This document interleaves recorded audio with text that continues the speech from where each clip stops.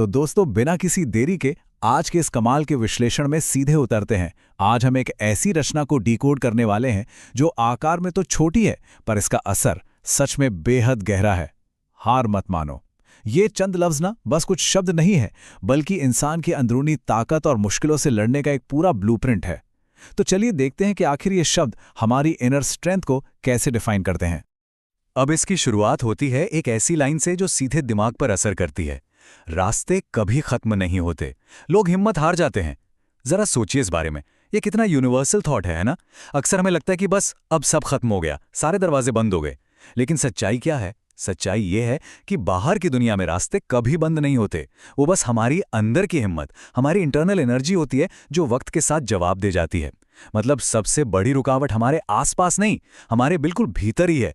तो सबसे पहले बात करते हैं इस अनंत मार्ग या एंडलेस पाथ के बारे में, जो कि एक्चुअली एक इल्यूजन है। यहाँ एक बहुत ही दिलचस्प क्लैश है जिसे समझना जरूरी है। देखिए, एक तरफ है हमारे रास्ते जो इन्फिनिट है, कॉन्टिन्यूअस हैं, अपॉर्चुनिटीज और पॉसिबिलिटीज हमेशा हर जगह मौजूद होती हैं।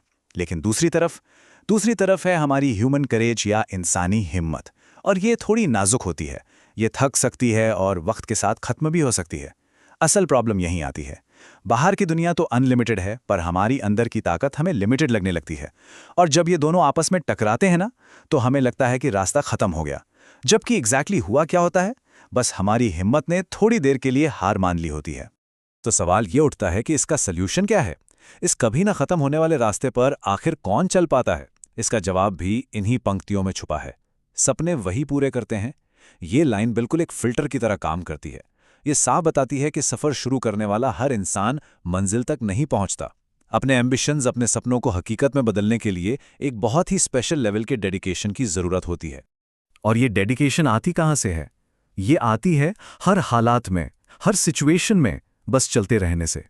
अब जरा इस पूरे प्रोसेस को एक लॉजिकल सीक्वेंस में देखते हैं।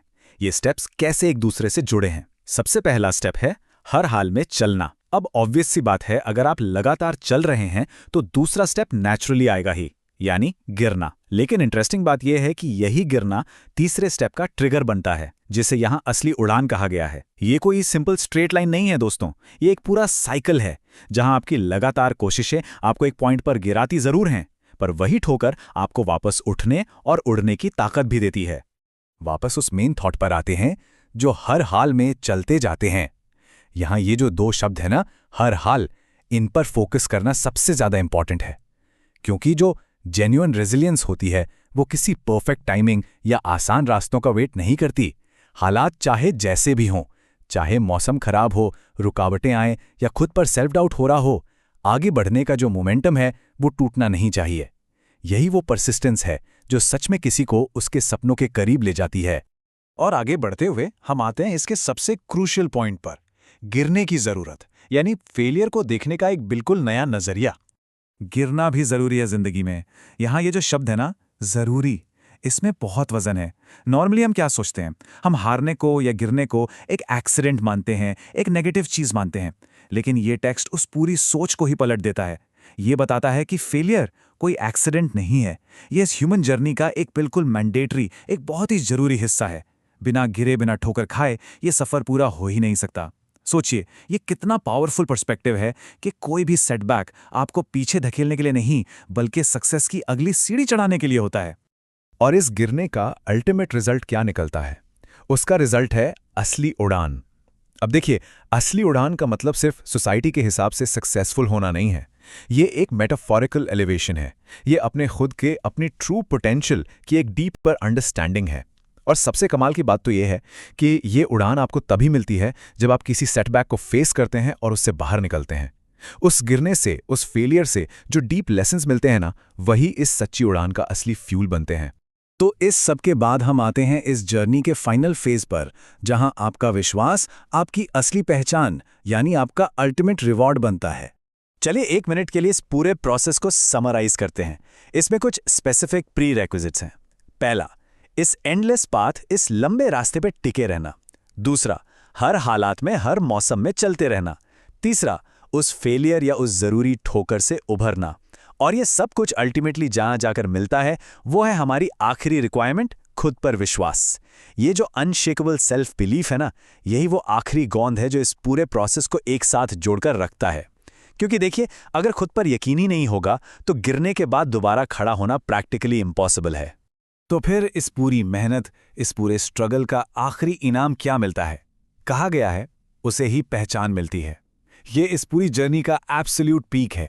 ये बिल्कुल क्लियर कर देता है कि इस दुनिया में जो सच्ची पहचान है, जो ट्रू आइडेंटिटी है, वो ऐसे ही मुफ्त में नहीं बढ़ती। वो इस स्ट्रगल, इस गिरने, उठने और सबसे ज्यादा इंपॉर्टेंट खुद पर उस अटूट विश्वास की भट्टी में तपकर बनती है। पहचान कोई ऐसी चीज नहीं है जो आपको बाहर से कोई दे देगा। ये तो आपके अपने डिटर्मिनेशन और आपके करेज का एक बहुत ही नेचुरल बाय प्रोडक्ट है। तो इस पूरे एनालिसिस को रैप अप करते हुए एक बहुत ही डीप और थोड़ा चुभने वाला सवाल बनता है, जिसे आपको अपने आप से पूछना चाहिए। क्या आपके सामने वाकई रास्ता खत्म हो गया है, या बस आपकी हिम्मत थोड़ी देर के लिए आराम कर रही है? ये एक अकेला सवाल उन सारी अजम्पशंस को चैलेंज करता है जहां हमें लगता है कि अब सब खत्म हो गया। अगर हम इस फिलॉसफी को सच माने तो याद रखिए, रास्ते कभी बंद नहीं होते। इसलिए अगली बार जब आपको लगे कि आगे कोई रास्ता नहीं दिख रहा, तो रुकने की जल्दी मत कीजिए। शायद ये उस खोई हुई हिम्मत को वापस जगाने का और फिर से एक नई उड़ान भरने का वक्त है। मुझे उम्मीद है कि ये थॉट आज आपके दिमाग में काफी देर तक गूंजेगा।